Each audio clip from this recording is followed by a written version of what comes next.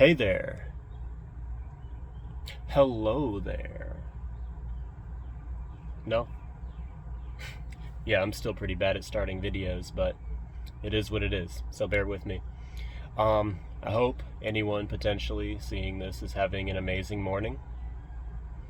I wanted to talk about something that is pretty important to me.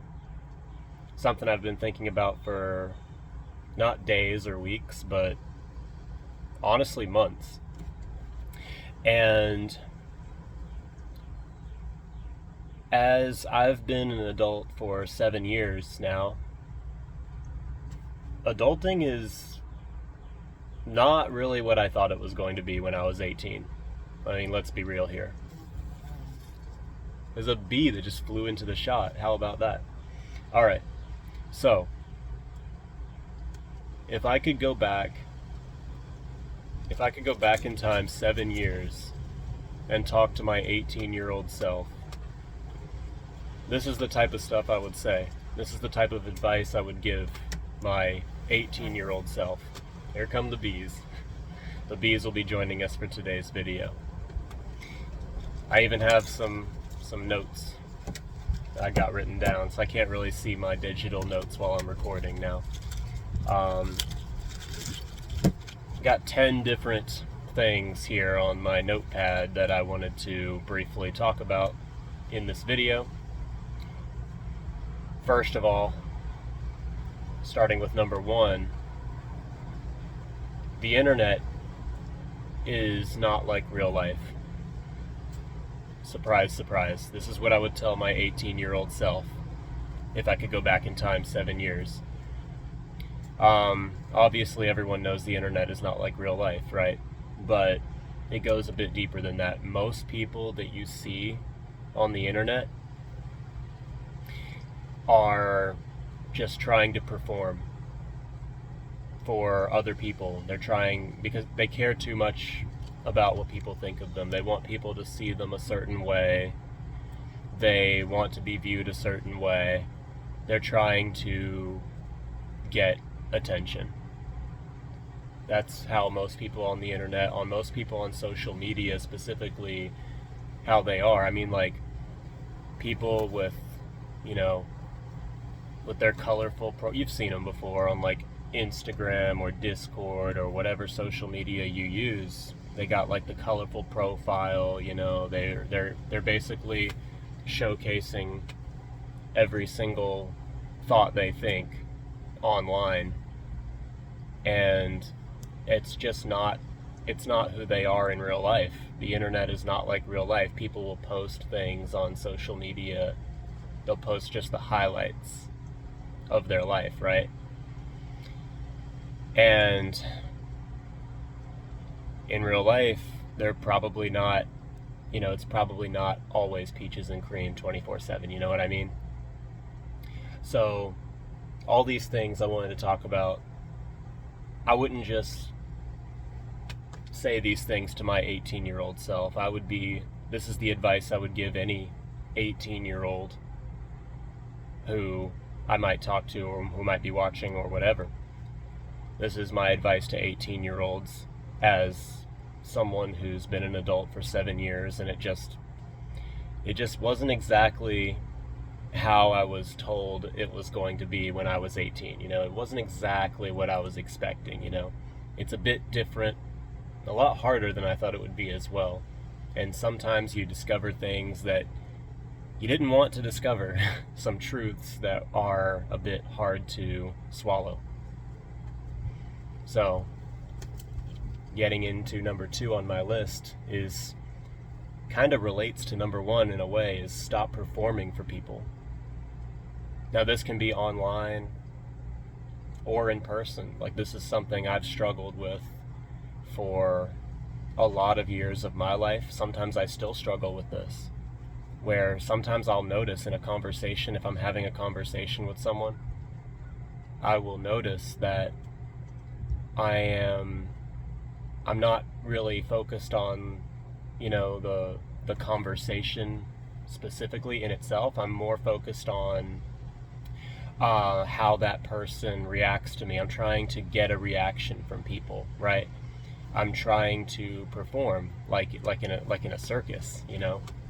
I'm trying to subconsciously win approval from other people, whether it's family, sometimes friends, and I can sometimes notice when I sort of get disappointed when the outcome of that conversation or the approval I was looking for from that other person didn't really go as I expected, or it didn't really go as planned. The outcome wasn't exactly what I was expecting.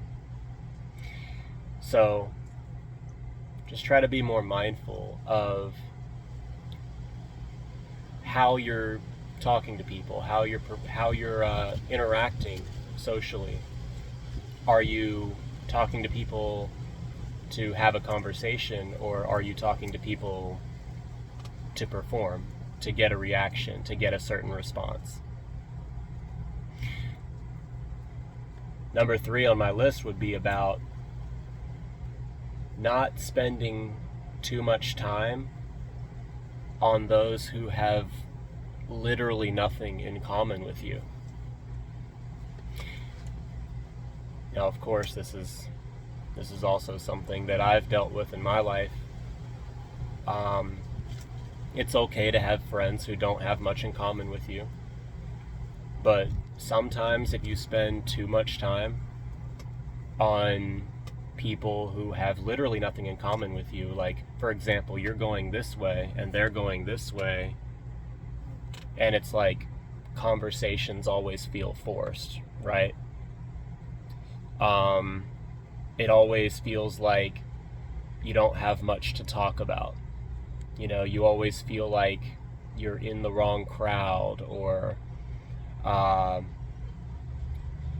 you feel like you're with the wrong group, right? Which is basically the same as being in the wrong crowd, right? Again, I'm not trying to say like dump your friend group because you feel like, you know, they might not have everything in common with you. That's not to say that.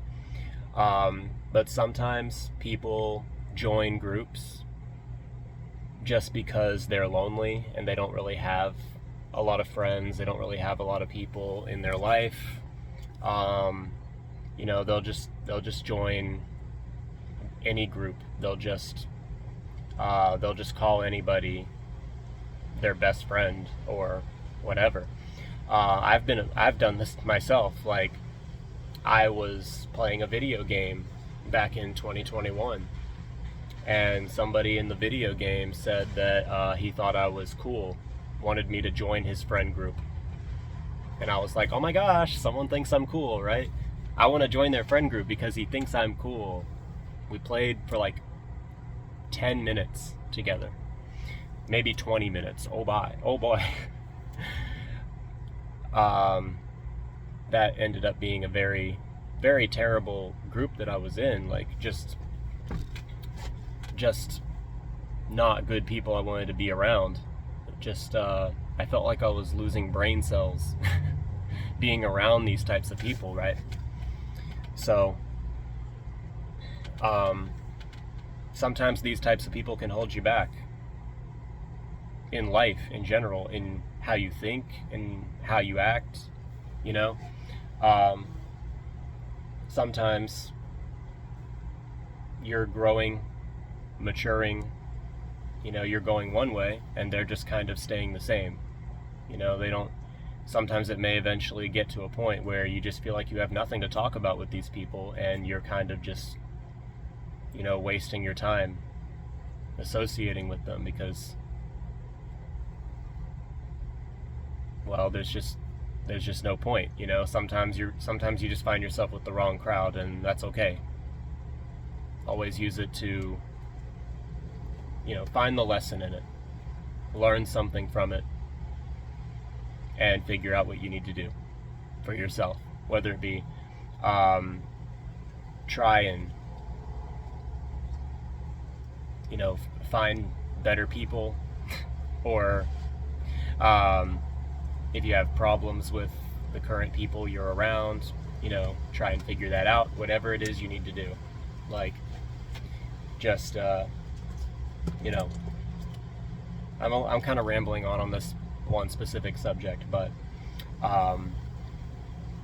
just be mindful on how much time and energy you're spending on certain people who you just don't really vibe with anymore.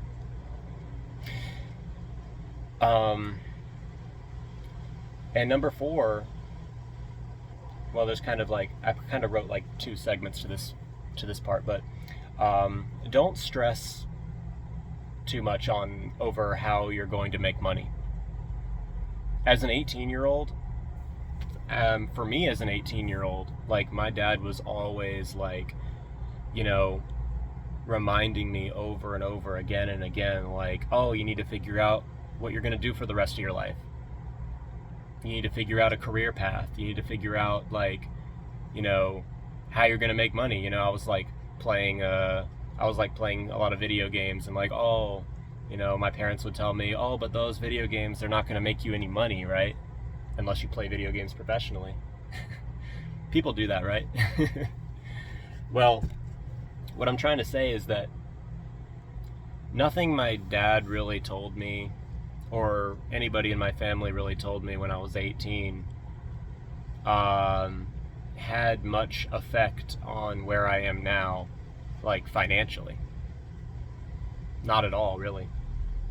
There was a lot of pressure and a lot of guilt that I felt as well when I was 18 about, like, not knowing what I want to do, or not knowing where I want to work, or not knowing. I felt like I didn't know anything. But I can promise you right now, it's going to be okay. It's going to be okay. You've got your whole life ahead of you. You will find what you want to do.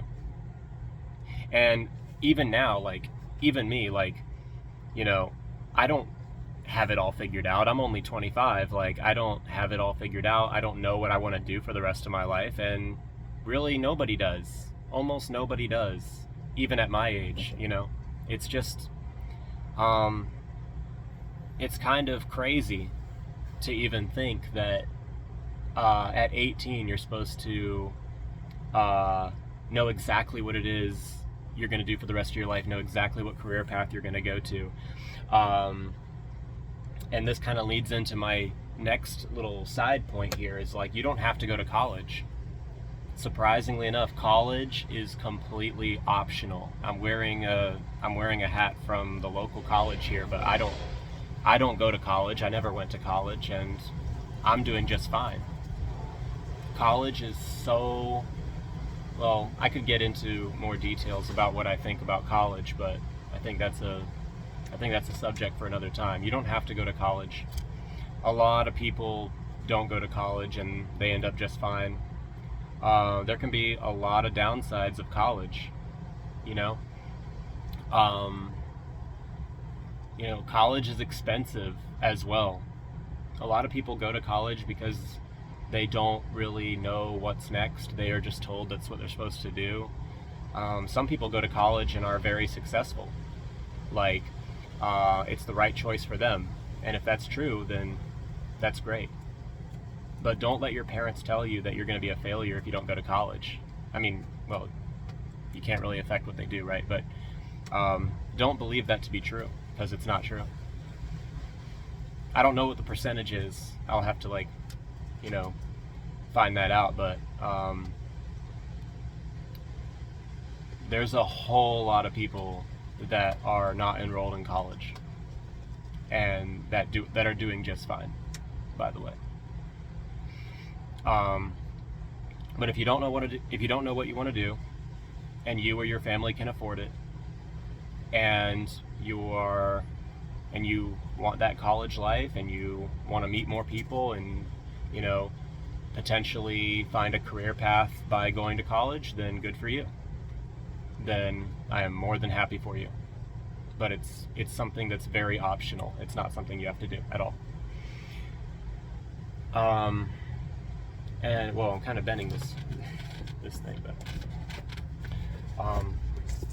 my next point would be, don't destroy your attention span. Now, I see a lot of people in this age group specifically who are like absolutely tearing up their attention span, destroying their attention span with short form content, short form media, like on social media, Instagram Reels, TikTok, YouTube Shorts, you name it, it's all out there. Like, there's so much of this content, and you've got AI generated content too. It's crazy. It's everywhere. It's literally everywhere on every social media. And sometimes this stuff is addictive. I've seen it myself. This stuff can be addictive. I've seen so many people that I've known personally just have their attention spans completely nuked through binge watching short form content, social media addiction that includes short form content, you name it. Don't get addicted to that stuff. If you're going to watch that stuff once in a while, I mean, sure. I mean, I'm no saint, like, right? But you got to be very mindful of what that stuff can do to your attention span. It can be dangerous. It really can. It can be dangerous for your focus. It can affect your personal life, and it can really hurt you. It really can. Having a short attention span can not only hurt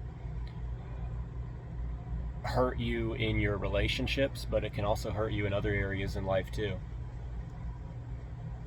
Know your limits and be careful with all this, all this short form content. It is borderline, in my opinion, it is borderline predatory, because so many people in your age group, around 18 or so, it's just so easy for people in that age group to get addicted to things. And this kind of leads into my other side point related to this, is please don't stop reading. Now, when I was a teenager, I would read a whole lot. Now, of course, I was on my phone a lot more than I was reading, but I would still read, I'm not trying to act like I was perfect. I was on my phone way more than I was reading. I still am on my phone way more than I was reading. But at some point in my life, around 16, 17 years old, I stopped reading. I just couldn't really focus on books anymore. Like, there was a book I was reading several years back. I probably got 50 or 60 pages into this book, and I just, year after year, I would read like a page or two here and there. I was never able to get even like a third of the way through this book. I just didn't have the attention span for it. I truly believe that reading can actually help your attention span. I've gotten back into reading now. I'm reading a series from my childhood that I loved by Suzanne Collins. It's called Gregor the Overlander. And there are 5 books in the series, and I'm on book 4 now. And I'm kind of using it as like a gateway to get back into reading. Like, I'm reading consistently again, and I'm finishing books again, and my attention span is, well, it's better than it's been in years. So please, don't stop reading. And if you have stopped reading, find a way to get back into it. If you've never read a book in your life, I can promise you, the more you read, well, for me personally, I feel like the better my attention span has been. I'm not looking for quick dopamine hits that you would normally get through watching short form content. Now I'm like more engaged in the book and the story I'm reading, and it becomes like something I look forward to. Like, I can read a whole 2, 3, 4, 5 pages, and this build up in the book is like, it's like a longer build up in books, rather than short form content. And that's why I believe that it can really help your attention span. So Oh my gosh, this video is going to be pretty long, isn't it? Oh well. Number 6 on my list is take what people tell you to be true. Take what people tell you to be true with a grain of salt. Now, obviously, right? But when I say this, I mean more of like in the sense of like big belief systems and stuff. Like, because when you're 18, right, when you're in that age group, you are, surprise, surprise, very impressionable. I was very impressionable when I was 18. Like, someone could tell me something was true and then give me like a quick 10-minute rundown on why it was true, and I might just believe it. I might just believe that. Nowadays, I'm so thankful that's not even close to true. I like to still keep an open mind, and I'll listen to people and listen to what they have to say on certain things, and I'll entertain ideas, but do your own research. I'm a lot better at thinking for myself nowadays compared to when I was 18, for good reason. Well, this is more going for like, it's very windy right now. I hope the audio is still not completely terrible. But this goes more towards things like, religion and political beliefs and that kind of stuff. Like, you're going to meet people that are going to tell you like, oh yeah, join my religion because it's this and this and this, and oh yeah, you should look at this political thing, you should share my political beliefs because of this and this and this. And you're like, oh wow, cool, I've never heard of anything like this before. And it's they might be very convincing in their argument for it, but be careful. Be very careful with that kind of stuff. A lot of people have certain belief systems that they have developed over the years, and that they might try to, get you to believe in that belief system as well. Especially if they're young and excited, and they've just started with this belief system for a short period of time, and they can be very convincing with this type of stuff, whether it's religion, politics, or whatever. I want to encourage you to think for yourself, do your own research, take what people say with a grain of salt about this type of stuff. Not everything people say about this stuff is gospel. You've got to remember to do your own research, think for yourself. Don't just, start believing in a certain belief system just because your best friend tells you it's right. It's not always true. And especially if they say things like they love you. If someone tells you they love you, especially if they haven't known you very long, beware. This is like probably the most important thing I've even mentioned this entire video. Most people in your age group don't even know what love is. They don't. They really don't. And that might be a hard pill to swallow, but most people around 18 don't know what love is. So if someone tells you they love you, or if you want to tell someone you love them, maybe ask yourself first, where is that coming from specifically? Where do you think that could be coming from? Why specifically are they telling you this now? Just try to question things like that a little bit more. Because most people, like I said, most people don't know what love is in this age group. Now, my next point would be to get out into nature. I've had some of my best ideas when I'm just out in the woods by myself, no music playing, I've figured out some really interesting stuff just by being out in the woods by myself, away from I live in the city. I live in a busy city, like a really busy city, and it can be overwhelming. And I often get caught up in the city life, it's like,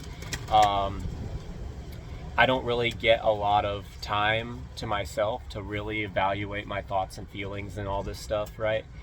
Until I get out into the woods. Like, I'm thankful that there's a nature preserve like right down the highway from where I live. And I'm very, very happy when I get out into the nature and I just get to, breathe in that good ass prana, baby. And just, think about my life and my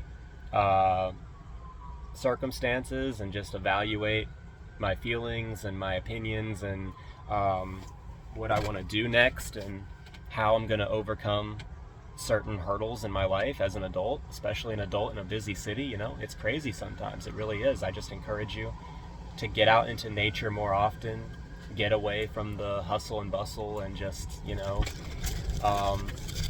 figure out who you are, what you want.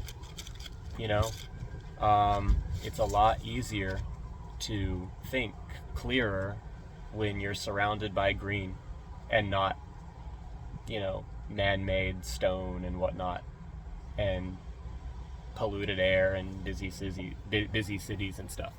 So, I've got just 3 more points to make on here. 3 more things I want to briefly talk about. But I don't want this video to go on too long, but number 8 on my list is to vet people. And by vet people, I mean if they're going to be doing something important for you. For example, right? If you are 18, you are probably looking to get your driver's license. Maybe you are looking to get your first car soon. Or maybe you already have your first car. Unfortunately, there's no world where you will never have car problems. I've had my fair share of car problems. You will need to hire a mechanic eventually if you have a car, right? This doesn't just go for car stuff, all right? This is just an example. But if you're hiring a mechanic, figure out who they are. Look at their reviews. Don't just hire a mechanic because they tell you that they are really good at what they do. They got 20 years of experience or whatever. I've made some terrible mistakes when it comes to some car stuff. And again, that's just one example. I've made some pretty terrible mistakes in other areas too. Me personally, I'm a homeowner, so especially as a new homeowner, I've made a lot of mistakes that you can make as a new homeowner. So, but the example I'm trying to use is about cars. So, don't just take a mechanic's word for it for how good they are. Vet them. Ask other people's opinions about them. Get references. If you're hiring someone to do work for you, or if you're hiring a mechanic to work on your car, you should ask around in your local community who the best mechanic is. Don't just search up on Google a mechanic. You should first be asking around for a reference to a mechanic by other people. Basically, the best scenario would be to have someone else refer you to a great mechanic that they use personally and they've never had a problem with. Because for mechanics specifically, that field is just riddled with people who are dishonest, unfortunately. That's just an unfortunate fact of life. There are a lot of mechanics and contractors too that are just really dirty individuals who are not honest. They're looking to scam you. They're not going to do a good job, and they're going to charge you a pretty penny for not doing a good job. So vet people, make sure you know who you're dealing with. And yeah, number 9 on my list, I wrote, the real world is not like how it's portrayed on TV. It's selfish and unfair. So be careful who you trust. I'm serious. Around every corner is someone who wants to scam you, cheat and lie to you, or take out their bad day on you. And as someone who lives in the city, a busy city that is, there's people like this I see almost daily around every corner. It is so hard to find good people you can trust, especially with things like your car, your home improvement project, you know. Just the city life in general is, it can be pretty toxic. It can be really toxic sometimes. Just the people who are, you know, constantly like go, go, go in the city. They can, you know, they can get really caught up in that city life, and they just don't really have room to be polite and helpful and stuff. You'll meet a lot of rude people if you live in the city, and it's not just this doesn't just go for the city. This goes for anywhere out in the real adult world. Like,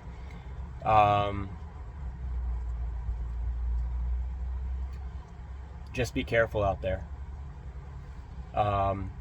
Make sure you're questioning everyone's intentions. You know, like I said, around every corner in the real world is someone who wants to scam you, cheat and lie to you, or take out their bad day on you. Oh, if someone's having a bad day out in the real world, especially in the city, you're gonna know it. You are gonna know it. I've got so many stories, but this video is getting long enough on its own. But and finally on my list I wrote, and finally, learn by doing. All right.